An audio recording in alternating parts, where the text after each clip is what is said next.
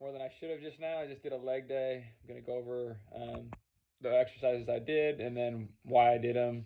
And then this exercise, normally my leg days are like either like glute emphasized or quad emphasized.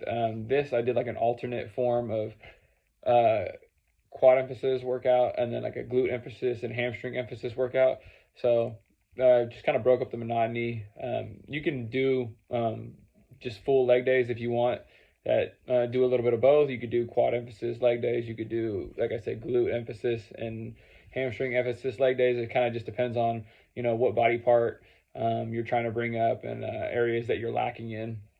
Try to hit those body parts at least twice a week, the ones that you're trying to bring up, and then also make sure you're in a caloric surplus, getting enough rest, and recovering in between workouts.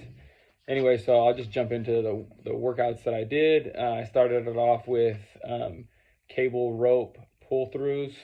This is going to really target and fire the hamstrings and the glutes. Essentially, it is what it sounds like. You're just going to find a cable apparatus. Most gyms have them. And then you're just going to put the rope attachment on it. You're just hinging at the hips. You're pulling the rope through your legs. And then you're just coming up almost like you're doing a stiff-legged deadlift.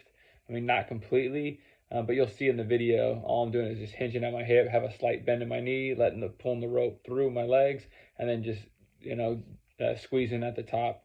My glutes, hamstrings that are all firing, you'll see it in the video. So again, when it comes to what like sets and reps, everybody's different depending on your specific goals. Some people train for strength, and their reps are going to be a little bit lower. I'm in the more of hypertrophy range, which is the 8 to 12 reps. Sometimes I'll ramp it up to like 15 and anywhere between 3 to 4 sets. And then the last set will be my working set, which would be the hardest set for me. So those last like couple reps, they're not going to be everything I have in the tank, but they'll pretty much be, challenging. So you want to make sure those last 2 reps of your last set are really challenging. Find like a weight that's challenging for you, that it's really going to you're really going to have to push yourself to get those last couple reps.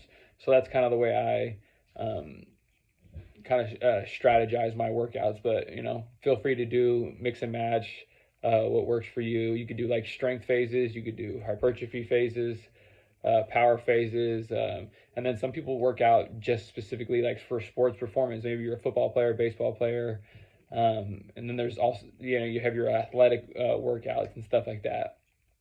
Mine's more just based off like aesthetics, building muscle, just looking, trying to look good, and then build some muscle.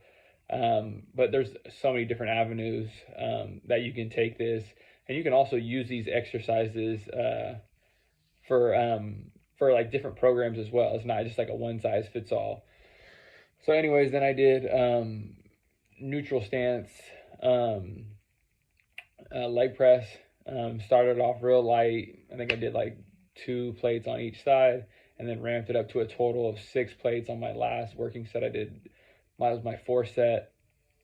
I think I got like 10 or 12 reps. And what I'm really trying to focus on is slowing down the eccentric portion of the motion, like the lowering of the weight.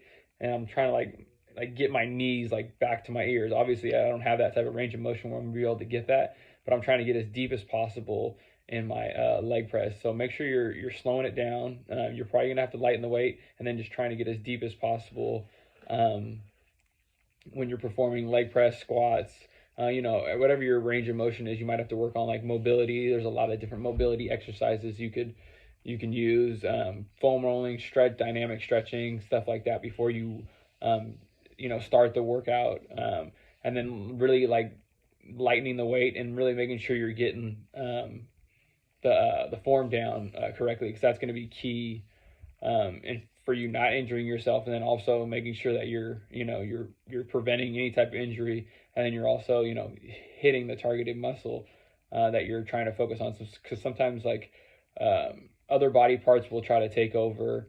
You'll use momentum, or like say if you're doing like some type of like bicep curls, your back, you'll start swaying and stuff like that. You might be using, your body wants to be as efficient as possible, so it's going to use the least path of resistance. So make sure you lighten the weight, you're doing the form right, and you're feeling it in the specific muscle group that you're trying to target. Don't ego lift. Yeah, that's kind of like my little rant on that. Anyways, then I did sumo stance single dumbbell deadlift. So I just took a single dumbbell. You could do barbell sumo stance squat or deadlifts. Just kind of depends on what you prefer. I just did a single dumbbell. It's like 100. I worked my way up to 110 pounds. And essentially, sumo stance is a wider stance. Slows her feet or toes are slightly pointed out, and I'm keeping a neutral spine. And I'm just essentially driving through with my heels to the top.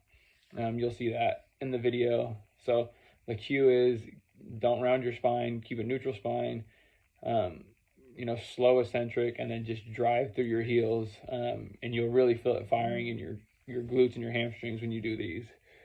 And then I did narrow stance, heels elevated dumbbell squats. Some people, you can call them goblet squats, front squats. But yeah, so the heels elevated, and then a narrower stance is just more emphasis on the quads. So mix and match, play with it. You'll see I'm on like a little platform with my heels elevated. Same thing with that. Ramp it up to like a working weight on your last set. That's going to challenge you for those last few reps. But make sure you start off with a lower, lighter weight. So you make sure you get the form down. And essentially all I'm focusing on this is, it's like I'm sitting back in a chair. You normally wouldn't be able to do this if your heels weren't elevated because you'd fall back because of gravity. But essentially I'm keeping my upper torso upright, and I'm just falling back like I'm sitting in a chair. And you'll really feel it in your quads when you do these. And then last thing I did was reverse dumbbell, or not even dumbbell, reverse deficit lunges, and I had just two 25-pound plates. I started off with them because my legs were already warmed up and gassed from like the workout. You can do regular walking lunges. You could do just regular reverse lunges. It doesn't have to be deficit lunges. I just like to add the deficit lunges in because it gives me a little bit more range of motion. I can get deeper when I lunge back, but sometimes I'll do leg press and I'll do walking lunges like as a superset, and that'll really kill your legs. So give that one a try. Leg press followed by a walking lunge. You don't even have to do them weighted. Try to get like 15 lunges on each leg, or 12, or whatever you can get. And you can add weight to it. You can do body weight. But try to like week over week be progressing by, adding a little bit of incremental weight, whether it's to your leg press, whether it's to your lunge, because that's going to help with progressive overload and help you build that muscle, obviously, by being in a caloric surplus and also getting enough rest and recovering in between workouts. But mainly, that was pretty much it. Give the workout a shot. I appreciate you guys subscribing, like, comment. Feel free to share this with anyone you might feel that would get some value out of it. And I'll see you guys in the next video. Make sure you subscribe. All right, peace.